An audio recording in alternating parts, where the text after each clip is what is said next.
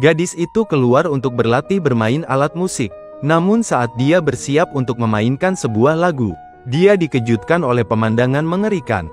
Hanya melihat di tanah kosong tidak jauh, ada mayat yang terpotong-potong tergeletak di sana. Di sampingnya ada timbangan elektronik. Di timbangan penuh dengan daging babi segar. Dan berat daging itu adalah 3,3 kg.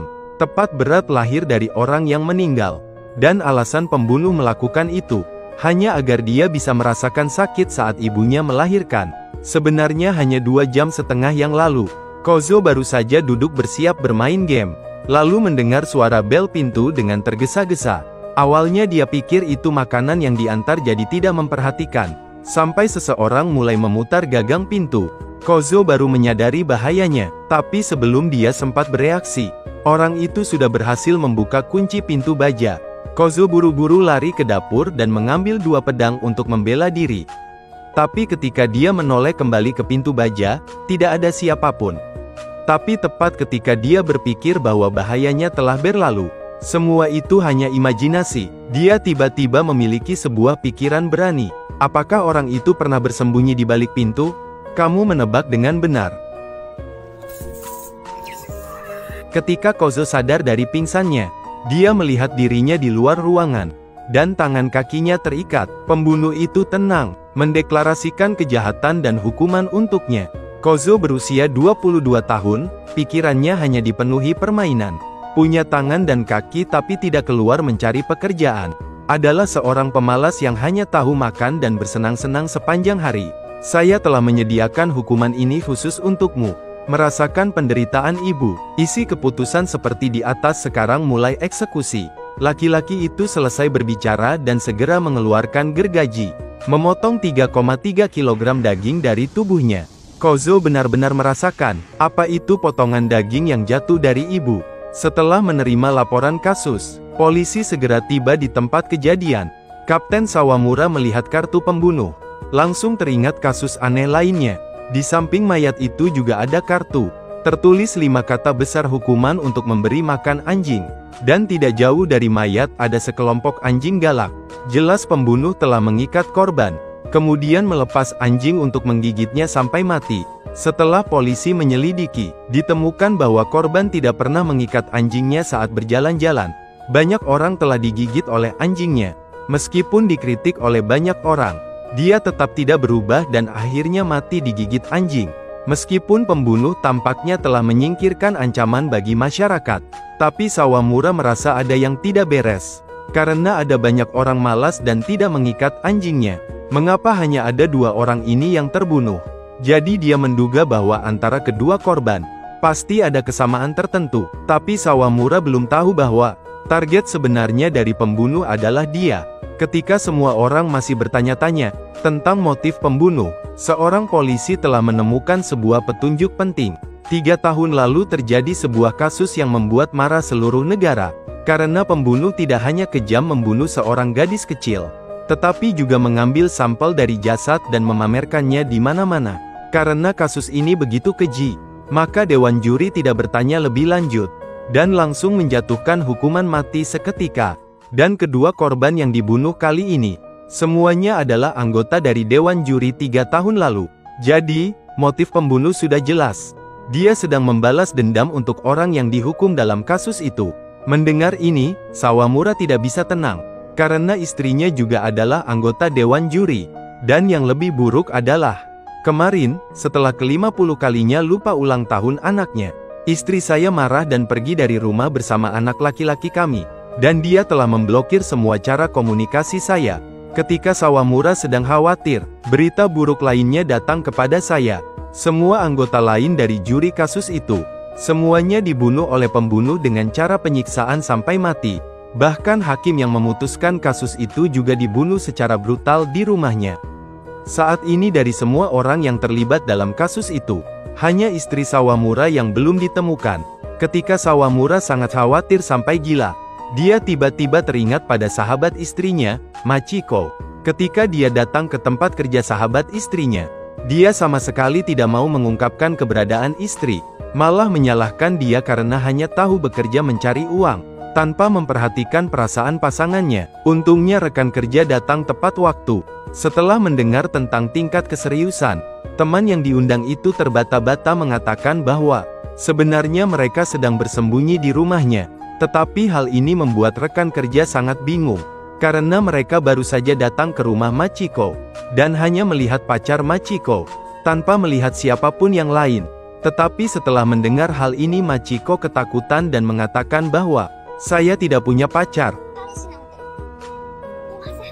Mendengar itu Sawamura tahu ada masalah. Dia segera berlari ke rumah Machiko. Tapi sekarang sudah terlambat. Pembunuh itu sudah mengunci mereka berdua di dalam tong, dan membawa mereka ke markasnya. Ketika Sawamura dan rekan-rekannya datang ke rumah Machiko, hanya tersisa sebuah kartu putih. Di sana tertulis bahwa hukuman kerja. Meski kartu itu seperti malaikat maut mengumumkan tentang kematian istri dan anak-anaknya, tetapi Sawamura tetap percaya bahwa mereka masih hidup. Oleh karena itu dia mulai menyelidiki kasus masa lalu, berharap menemukan petunjuk. Tetapi saat melihat informasi tentang terdakwa, dia menyadari bahwa terdakwa tidak memiliki keluarga atau teman. Tidak ada yang membalas dendam untuknya. Apakah itu merupakan kasus yang salah? Apakah pembunuh gadis itu adalah orang yang sama dengan pembunuh baru-baru ini? Bisa jadi demikian, pembunuhnya sudah mati. Tapi bagaimana jika dia bukan pembunuh gadis itu? Bagaimana jika ada pembunuh lain yang sebenarnya? Apa pendapatmu? Ketika keduanya berada di jalan buntu, pembunuh tiba-tiba muncul di hadapan mereka. Sawamura terkejut selama 2 detik, lalu langsung mengejar pembunuh itu. Tapi karena menyeberang jalan, dia tertabrak mobil dan terjatuh. Sampai di sini saya harus mengingatkan semua orang. Jalan ribuan mil, keselamatan adalah yang utama. Jangan melintas garis jalan jika tidak ingin celaka. Saat itu, Sawamura tidak peduli apa-apa lagi. Dia buru-buru meminta rekan kerjanya mengejar pembunuh itu. Dia akan istirahat sebentar dan kemudian mengikuti. Rekannya tidak mengecewakannya, segera mengejar dan mendekati pembunuh itu. Saat itu, si pembunuh sedang bermain-main di atap. Sawamura melihat keringat dingin, dengan cepat maju menasihatinya untuk tenang. Tetapi dia tidak menghiraukan kata-katanya. Dia bahkan mengungkapkan sebuah rahasia yang sedikit diketahui. Saya adalah seorang artis yang membuat orang lain terhibur. Sejauh ini saya telah menciptakan banyak karya. Tetapi ada satu hal yang sangat menyedihkan bagi saya. Karya yang paling aku banggakan, sampel gadis itu, malah dicuri oleh seorang manusia biasa. Anggota dewan juri yang bodoh, hanya berdasarkan bukti-bukti tidak penting, telah membiarkan orang lain mencuri karya seni milikku. Apakah karena itu kau menghukum mereka? Ketika Sanae siap menghabisi Sawamura, hujan tiba-tiba berubah menjadi cerah. Sanae tampaknya sangat takut cahaya. Dia terus menggaruk tempat yang terkena sinar matahari. Setelah itu dia melonggarkan dasinya, dan buru-buru meninggalkan tempat kejadian. Setelah itu atasan menyalahkan Sawamura, dan mencopot jabatannya sebagai polisi, serta memenjarakannya selama 2,5 tahun. Tetapi untuk membalas dendam rekannya, dan menyelamatkan istri serta anaknya yang dalam bahaya, dia tidak bisa ditahan. Jadi saat penjaga lengah, dia menyerang 2 polisi lalu melompat dari mobil untuk kabur. Hal pertama yang Sawamura lakukan setelah kabur, adalah membeli sebuah pistol di pasar gelap. Kemudian dia pergi ke warnet untuk mencari informasi tentang penyakit yang sensitif terhadap sinar matahari. Karena saya telah memperhatikan perilaku aneh Sanae saat terkena sinar matahari. Tak disangka setelah meneliti banyak dokumen, saya benar-benar menemukan petunjuk. Itu adalah penyakit sensitivitas terhadap sinar ultraviolet. Setiap bagian kulit yang terkena sinar matahari akan terasa gatal dengan hebat. Lebih parah lagi bisa mengancam nyawa. Setelah mengetahui informasi penting ini, Sawamura sambil menghindari polisi, sambil pergi ke rumah sakit untuk bertanya tentang orang-orang yang sensitif terhadap cahaya. Untungnya usahanya tidak sia-sia. Setelah mengunjungi puluhan rumah sakit besar kecil, akhirnya dia menemukan seorang pasien alergi. Tetapi tidak peduli bagaimana Sawamura menjelaskan, para dokter masih tidak mau mengungkapkan informasi tentang pasien. Jika ingin mendapatkan informasi maka harus ada surat perintah penggeledahan. Apakah menurut Anda ini mirip dengan surat perintah penggeledahan? Jadi di bawah ancaman, Sawamura berhasil mendapatkan informasi tentang pasien. Kemudian dia mengikuti informasi itu, langsung menuju rumah pasien. Ketika dia melihat kartu-kartu di dinding kamar tidur, dan foto-foto dewan juri dan hakim, Sawamura memastikan dirinya telah sampai di tempat yang benar. Namun saat dia bersiap memanggil bantuan, Sanae tiba-tiba menyerang dari belakang, lalu memukulnya hingga tak sadarkan diri dengan palu. Saat Sawamura sadar kembali, dia sudah dikurung di sebuah ruangan tertutup, dan di sampingnya ada dua boneka silikon. Di tangannya memegang sebuah set permainan menyusun dan senjata. Maksudnya jika dia menyusun dengan benar, langit akan cerah. Tetapi jika tidak, hanya ada jalan kematian. Saat itu Sawamura merasa seperti ini. Dia melemparkan set permainan menyusun ke lantai. Tegas tidak berkompromi dengan pembunuh berantai. Tetapi saat mendengar bahwa jika keluar dia akan bertemu dengan istri dan anaknya, dia pun berpikir seperti ini.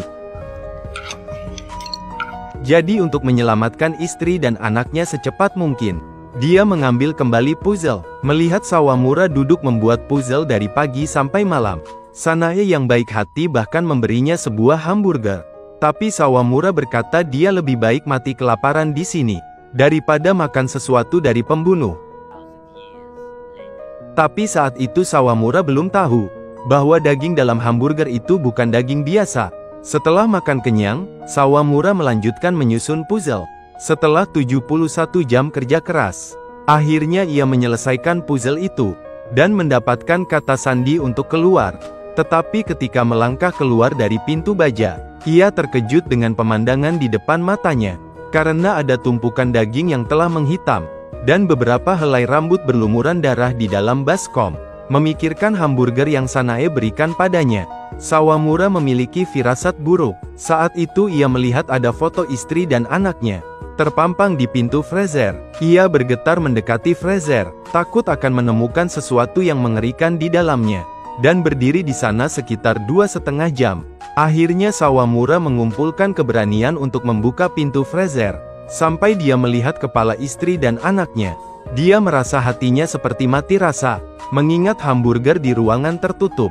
Sawamura nyaris muntah makan malam sebelumnya.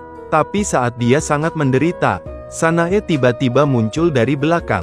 Pada saat ini Sawamura sudah dibutakan oleh kemarahan. Dia tanpa berkata apa-apa langsung mengambil pistol dan menembak Sanae. Sanae langsung lari terbirit-birit.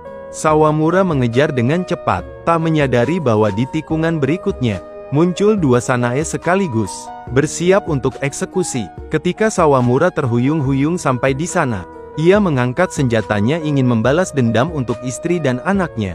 Tetapi saat ia hampir menarik pelatuk, Sanae tiba-tiba duduk sambil menangis keras. Sawamura menyadari suara tangisan ini.